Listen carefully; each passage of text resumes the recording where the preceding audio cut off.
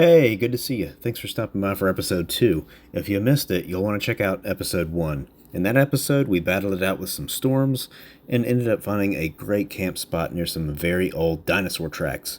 A decent night's sleep got our batteries recharged, and a casual morning pack-up let us hit the road with high spirits. We, however, had one last stop before officially getting into Utah. And that stop was Horseshoe Bend, and it's basically an iconic location for the area. This is a popular, accessible place for everybody. You basically pay $10 to park, walk down a smooth gravel trail, and have an amazing view waiting for you. The path's large enough to accommodate lots of people walking down and back up. It's got small covered shelter areas sprinkled along. It takes about 15 minutes to walk down, and you don't want to forget your sunscreen on this one. There is a landing zone where you can safely get a great view. On our way down, we saw some storm clouds coming, and they were moving fast. As soon as we got to the viewing area, the wind really picked up, and it was blowing sand. It felt like sandpaper on your legs. The wind was hitting the canyon wall and picking up falling rain and blowing it right back at us. I got a few quick shots, and then the rain really hit us. It felt like hail a few times. The wind was howling, thunder was everywhere, so we bailed. But we still had to go 15 minutes back up the hill. Needless to say, we were soaked to the bone, and it was cold. Everyone was huddled together under the shelters trying to ride it out. We just had to accept our fate and walk back to the truck and try and dry off. The people who had missed the rain were laughing pretty good at all of us who got soaked. Sadly, the rain ruined my opportunity to get many good pics.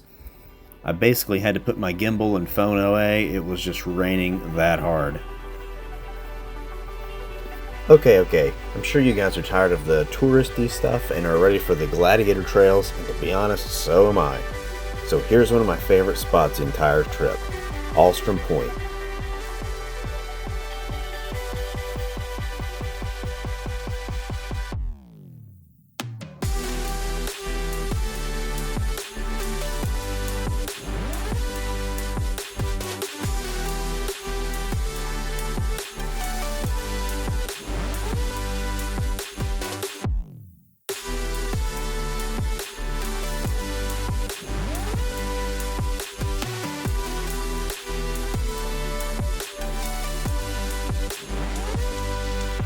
We found a local Walmart and swapped to some dry clothes and began making our way to Alstrom Point, and if I remember correctly, it wasn't that far from Horseshoe. I'd say most vehicles can make this trek. There are a few large dips where approach angles might come into play, but nothing horrible. The roads are ever-changing rock formations, different shades of red into brown and grays into greens. It was amazing.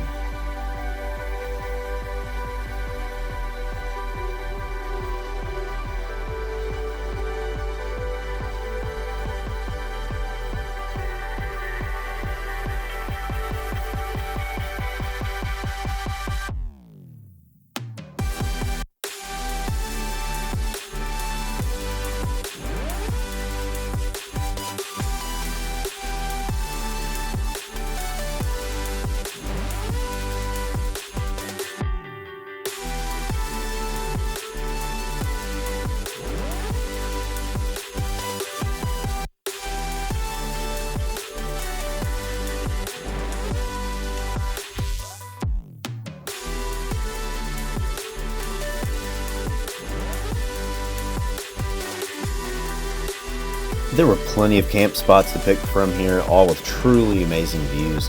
We opted to not camp right on the edge with younger kids running around. That night we fixed a good dinner, and my oldest daughter Lily used a blacklight to do some scorpion hunting, and she was successful. We did find an extremely small little baby scorpion. If you're in this area, you need to add this one to your bucket list.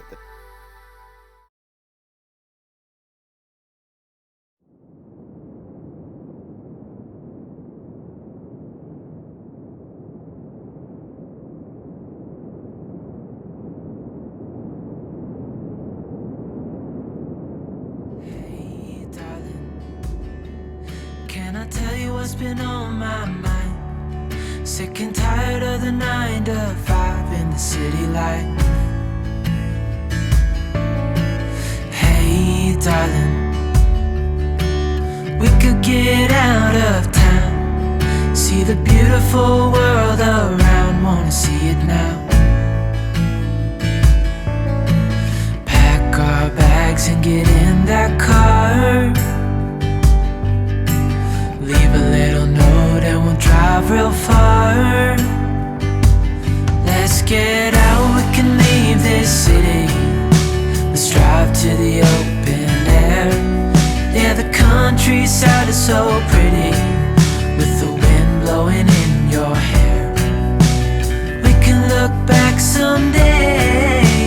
Baby, don't you understand that we only get one life? I wanna make it count, honey. Come on now and take my hand. Hey, darling, I love it when it's me and you on the road with a couple of tunes in a car for two. Hey, darling, you know we're gonna have a really good time, driving in the middle of the night when the stars are bright. Pack our bags and get in that car, leave a little note and we'll drive real far. Let's get out, we can leave this city. Let's drive to the open air. Yeah, the countryside is so pretty, with the wind blowing in your hair. We can look back someday. Baby, don't you understand that we only get one life? I wanna make it count, honey. Come on now and take my hand.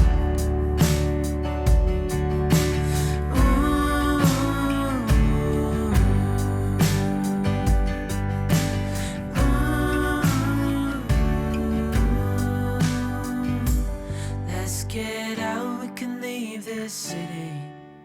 Let's drive to the open air. Yeah, the country's... After we got our Instagram shots, we said goodbye to Alstrom Point. Our next big spot was Cathedral Valley, but on the way, we tried our luck at Pariah Ghost Town. Clouds and thunders standing in my way, but I must try to figure it out anyway. Even best laid plans can go awry, and the weather caused a precautionary road closure, which cut our ghost town trip short. Maybe next time. But this trip wasn't ever meant to be about it going perfect. It's really just about finding our own adventure and taking the good and the bad together. It's about making our own memories and escaping the mundane.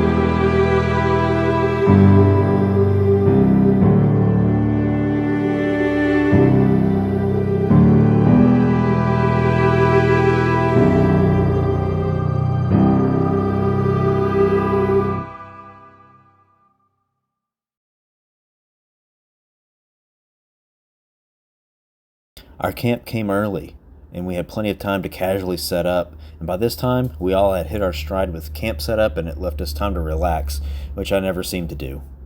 We saw a storm in the distance, but it never really got close enough. But within walking distance, you could look out and see Cathedral's rocks teasing us. Tomorrow would be awesome. Dinner, showers, and Kelly, who's in the Gray Forerunner, even taught my girls how to play Uno, which we've still been playing here back home. Thanks, Kelly. Everybody turned in early and got some rest because we knew the next day was going to be awesome.